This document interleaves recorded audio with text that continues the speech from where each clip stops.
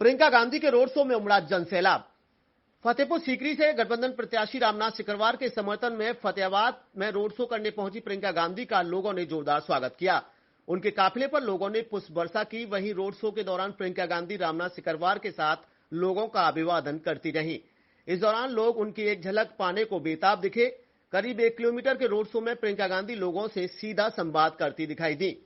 Fatehpur Sikri Lok Sabha seat इस समय hot seat बनी हुई है, जिसकी चर्चा देश भर में हो रही है। देखिए एक रिपोर्ट।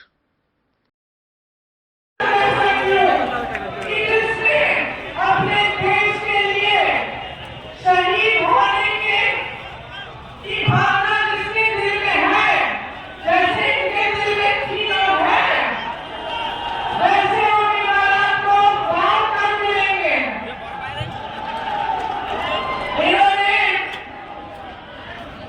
इन्होंने आपको दिखाया, आप सब जानते हैं। मैं जानती हूँ कि आप सब जानते हैं कि ये आदमी ईमानदार है, मेहनती है और आपके लिए काम करके दिखाएगा। पिछले चुनाव में विधानसभा में ये लड़े थे, आपने मात्र 2000 वोट से हराया।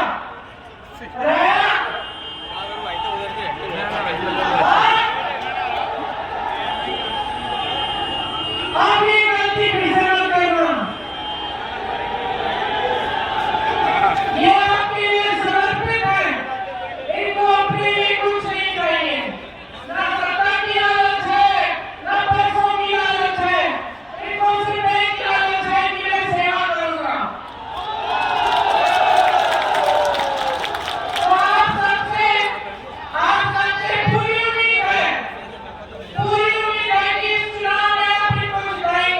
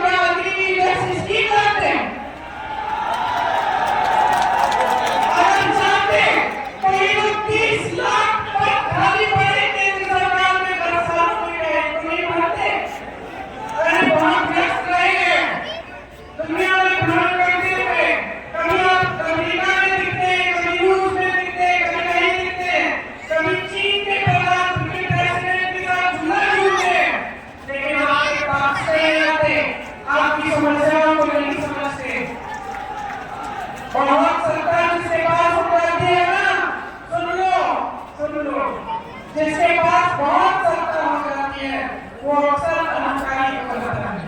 क्या होता है कि आसपास के लोग जो होते हैं सच नहीं बोलते, आसपास के सच लोग जो होते हैं नहीं करते हैं, सच्चाई नहीं बोलते, डरते हैं।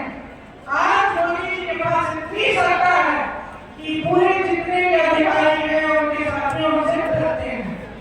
ये बात सच है। तो जब डरते हैं तो देश की सच्चाई कैसे बताएंगे?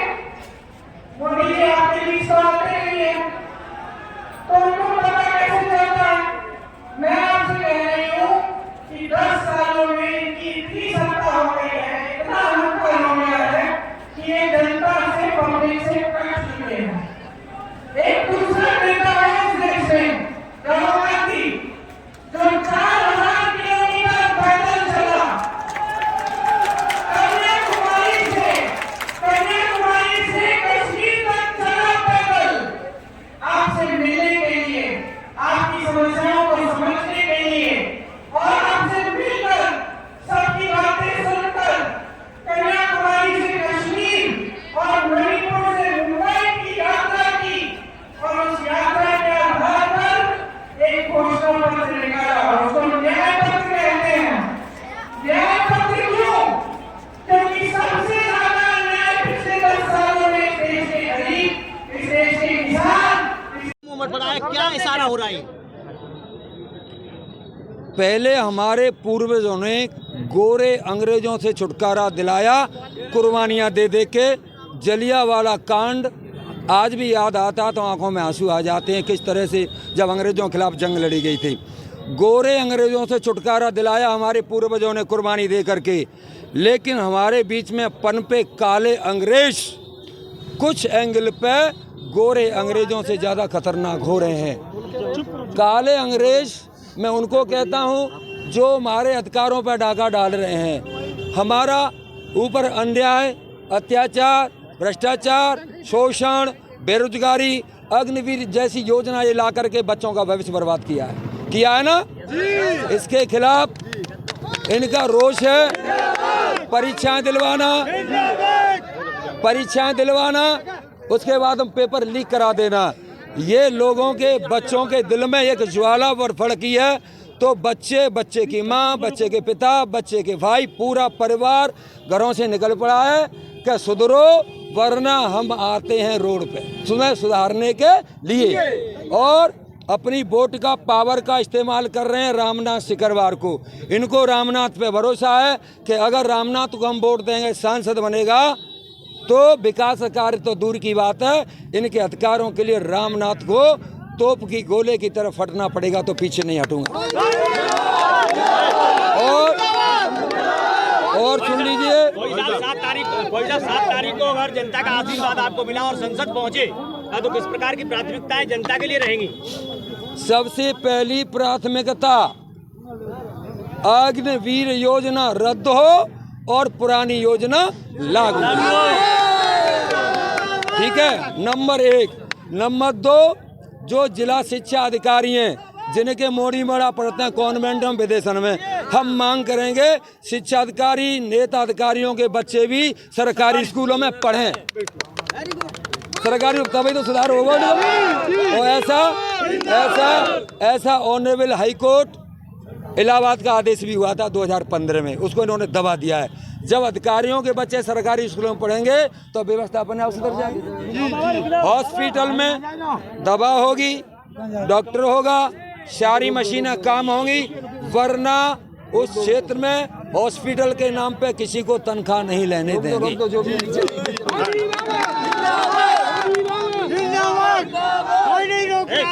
भाई साहब, जिस तरीके से फतेहपुर सीकरी हॉट सीट बनी हुई है, क्या मानते हैं किन कारणों के हॉट सीट बनी हुई है? एक सीमा होती है किसी चीज को बर्दाश्त करने की। जब लिमिट से ज्यादा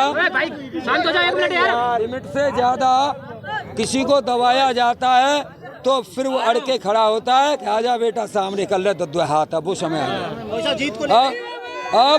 अब ये लोग परेशान हो चुके हैं।